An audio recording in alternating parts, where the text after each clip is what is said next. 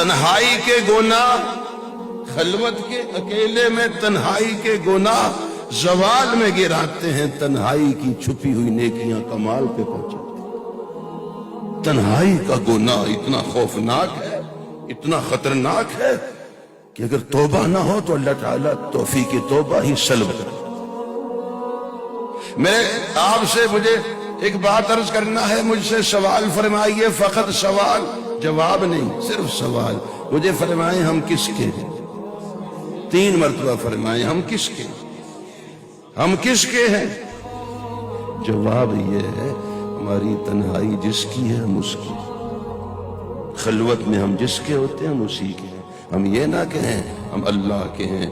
اگر خلوت تنہائی پاکیزہ ہے، رب ہی کی ہے، پھر تو ہم رب کے ہیں، اور اگر خلوت تنہائی ہماری پاک نہیں ہے تو پھر آپ دیکھیے جو تنہائی اور خلوت جس کی ہم اسی کے ہیں۔